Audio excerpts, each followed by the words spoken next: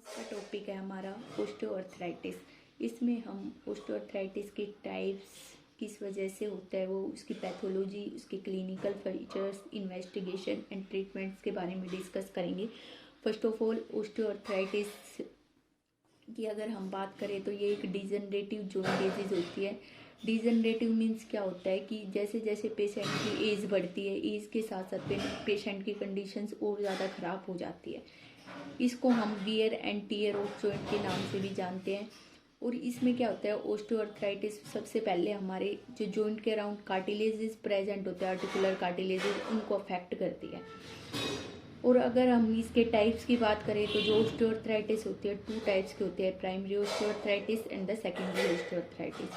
Primary osteoarthritis mainly weight bearing joints में होते हैं, जैसे हिप हो गया, नी हो गया, और ये ओल्ड एज में देखने को मिलते हैं। सेकेंडरी ओस्टियोआर्थराइटिस किसी भी ट्रॉमा की वजह से या कोई भी पैथोलॉजी हो पेशेंट को, फॉर एग्जांपल कई बार क्या होता है जिसको आरए होता है उसमें भी हमें सेकेंडरी ओए देखने को मिलता है। अब अगर इसके कोजेस की बात करें तो ये एडियोपैथिक होता है। एडियोपैथिक मीन्स क्या होता है, जिसका कोज हमें पता नहीं हो, अभी तक इसका एग्जैक्ट कोज नहीं पता, ठीक है। बट अदर कोजेज में क्या क्या आते हैं, जैसे किसी को इन केसेस में हमें देखने को मिला है कि जिनको CDH हो, एक ये कंजेनाइटल डिफॉर्मिटी होती है हिप की।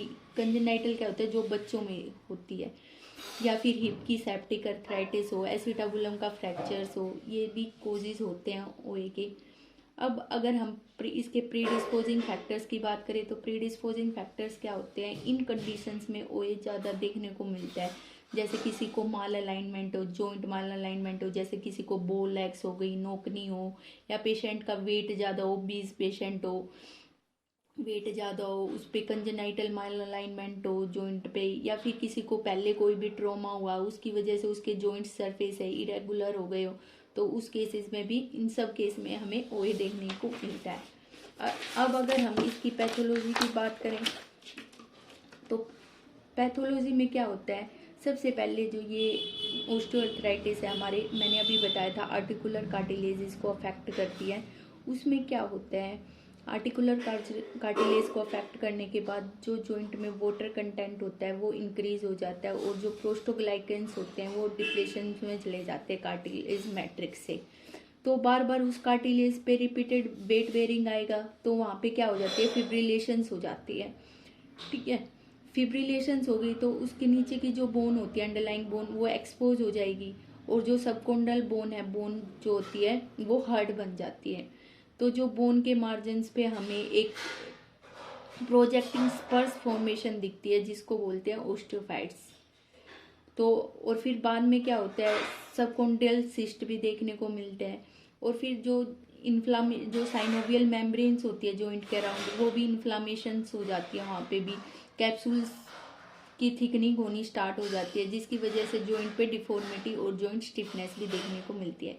तो पहले क्या था, पहले ओस्टियोआर्थराइटिस से आर्टिकुलर कार्टिलेजेस अफेक्ट हुए, आर्टिकुलर कार्टिलेज अफेक्ट हुए तो जो वहाँ का वाटर कंटेंट इंक्रीज हो गया और प्रोस्टोग्लाइकेंस की डिप्लीशंस हो गई, तो बार बार उस कार्टिलेज पे वेट आया तो जॉइंट पे फिब्रिलेशंस देखने को मिली।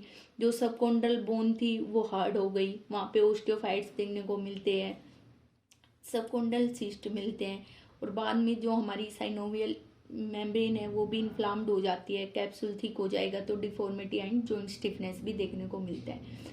अब अगर हम इसके क्लिनिकल फीचर्स की बात करें तो मैंने अभी बताया था ये मेनली एल्डरली जो पेशेंट होते हैं उनमें देखने को मिलता है, और मेनली जो हमारे लोअर लिम्ब के जॉइंट्स होते हैं वे अफेक्टेड ज़्यादा होते हैं इसमें। इसमें अगर हिप जॉइंट की बात करें, हिप ओए हमें मेनली जो इनका वेस्टर्न कल्चर को जो फॉलो करते हैं ना, वेस्टर्न कल्चर में देखने को मिलता है। और अगर हमारे इंडिया की बात करें तो इंडिया में नी ओए ज़्यादा देखने को मिलता है, क्योंकि इंडियन कल्चर्स में हैबिट होती है स्क्वैटिंग करने की, क्रॉस लेग सिटिंग की, तो इस वजह से इंडिया में नी ओए ज़्यादा होता है। अब अगर हम इसके सिम्टम्स की बात करें तो सिम्टम्स में क्या होता है, अर्लीस्ट सबसे पहले पेशेंट को पेन होगा। पेन में क्या होता है, कुछ महीनों तक तो वो कांस्टेंट रहता है और फिर बाद में वो इंक्रीज हो जाता है। क्रेपिटस की साउंड आएगी, पेशेंट को स्वेलिंग देखने को मिलेगी जॉइंट के अराउंड, स्टिफनेस मिलती है, फिर डॉक्टर एग्जामिनेशन करते हैं, तो एग्जामिनेशन में क्या आएगी, जॉइंट को मूव करेंगे तो उस जॉइंट में से क्रेपिटस की साउंड आएगी, टेंडरनेस देखने को मिलेगी, डिफॉर्मिटी मिलेगी, नी पे वेरस डिफॉर्मिटी मिलती है, हिप पे फ्लेक्शन, एडक्शन और एक्सटर्नल रोटेशंस मिलती है, क्वाड्रिसेप्स जो फ्रंट ऑफ थाई की मसल्स होती हैं उनमें वॉस्टिंग मिलेगी, जो जॉइंट मूवमेंट करवाएंगे तो जॉइंट मूवमेंट भी लिमिटेड मिलेगी, कम मिलेगी, जो नी जॉइंट पे जैसे हमने फ्लेक्शन एक्सटेंशन करवा के देखा तो उसकी भी रेंज कम मिलेगी। अब अगर हम इसकी इन्वेस्टिगेशंस की बात करें तो इन्वेस्टिगेशंस में सबसे पहले एक्सरे करवाएंगे, तो एक्सरे में हमें क्या क्या देखने को मिलेगा। दो आपको पता है नी जॉइंट जैसे किससे मिलके बनता है, हमारे फीमर और टीबिया से, तो उनके बीच में जॉइंट के बीच में जो स्पेस होता है वो नैरो मिलेगा, ओस्टियोफाइट मिलेंगे, समकोंडल सिस्ट देखने को मिलते हैं और जॉइंट पे डिफॉर्मिटी भी देखने को मिलेगी। इसके अलावा एक्सरे के अलावा हम और क्या करवाएंगे, सीरोलॉजिकल टेस्ट एंड ईएसआर कराएंगे, एक रिमेटॉइड अर्थराइटिस को रूल आउट करने के लिए, सीरम यूरिक एसिड करवाते हैं, गाउट तो नहीं है पेशेंट को उसको रूल आउट करने के लिए, और आर्थ्रोस्कोपी करवाते हैं, लूज बॉडी सस्पेक्टेड तो नहीं है इस केस में। अब अगर इसके ट्रीटमेंट की बात करें तो सबसे पहले पेशेंट को क्या होता है, पेन होता है, तो पेन के लिए हम क्या देंगे, ड्रग्स देते हैं, जो एनाल्जेसिक जो ड्रग्स होते हैं। उसके अलावा कॉन्ड्रोप्रोटेक्टिंग एजेंट देंगे। कॉन्ड्रोप्रोटेक्टिक एजेंट में क्या होता है, chondroitin sulphate and the glucosamine use करते हैं, जो डैमेज कार्टिलेज हुए थे उनकी रिपेयर के लिए। उसके अलावा और पेशेंट को क्या देंगे, विस्कोस्प्लिमेंटेशन देते हैं, सोडियम हेलोनियम के इंजेक्शन देते हैं हम वीक में 3 to 5 टाइम्स कार्टिलेज के फंक्शन को इम्प्रूव करने के लिए। इसके अलावा मैंने आपको बताया था कि ये किस केस में ज़्यादा होता है, वो एक ओए का मेन कोज होता है कि अगर किसी को ओबीज पेशेंट है, वेट ज़्यादा है, तो हम पेशेंट को क्या एडवाइस कर सकते हैं, वेट रिड्यूस करने की एडवाइस कर सकते हैं, उसको जॉइंट पे डे टू डे एक्टिविटीज़ में स्ट्रेस लेने से अवॉइड करेंगे, पेशेंट को पेन रिलीफ के लिए हीटिंग थेरेपी दे सकते हैं आप, एक्सरसाइज बता सकते हो और काउंटर इरिटेंट्स दे सकते हो। ये थी हमारी स्पोर्टिव थेरेपी। एर्गोनोमिक एडवाइस में क्या दे सकते हो, आपको स्टेयर क्लाइंबिंग नहीं करनी, क्रॉस लेग सीटिंग नहीं करनी, स्क्वैटिंग नहीं करनी, ये सब आप बता सकते हो पेशेंट को। तो सर्जिकल ट्रीटमेंट में क्या आता है, ऑपरेशन, अगर पेशेंट सीवियर कंडीशन हो गई और उसका नॉन ऑपरेटिव फेल हो गया तो क्या करते हैं, सर्जरी करवाते हैं। सर्जरी में क्या करवाएंगे, ओस्टियोटमी करवाते हैं। ओस्टियोटमी क्या होता है, कटिंग ऑफ बोन। इसमें क्या करते हैं, अगर पेशेंट को ओए नी ओए है और साथ में जीनूवेरम है तो हाई टीबियल ओस्टियोटमी करते हैं, और अगर हिप ओए है तो हम उस केस में इंटरटोकेंटिक ओस्टियोटमी करते हैं। फिर सेकंड होती है जॉइंट रिप्लेसमेंट। जॉइंट रिप्लेसमेंट में क्या है, अगर पेशेंट का पूरा का जॉइंट डैमेज हो गया है तो उस केस में हम पूरा उसको टोटल जॉइंट रिप्लेसमेंट करते हैं। आपने सुना भी होगा TKR THR जो करते हैं, THR हिप के केस में करते हैं total hip replacement and total knee replacement करते हैं हम नी के केस में, एमिली हिप और नी के केस में करते हैं। थर्ड है हमारा जॉइंट डिब्रेडमेंट। जॉइंट डिब्रेडमेंट में क्या होता है, इसमें अफेक्टेड जॉइंट को सबसे पहले ओपन करते हैं, फिर डिजनरेटेड कार्टिलेज को स्मूथ करेंगे और फिर बाद में जो ओस्टियोफाइट फॉर्मेशंस हो रही थी उनको एक्सक्रीज करते हैं। थर्ड है हमारा अर्थ्रोस्कोपिक प्रोसीजर।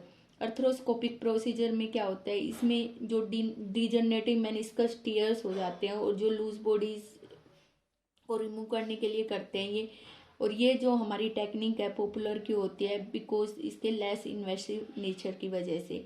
इस टेक्निक में क्या होता है, ऑर्थोस्कोपिंग में पहले डिजनरेटेड फिब्रिलेटेड कार्टिलेज को एक्सक्रीज करते हैं, फिर उसको पावर ड्रेन करेंगे एक आर्थ्रोस्कोपिक विजन से।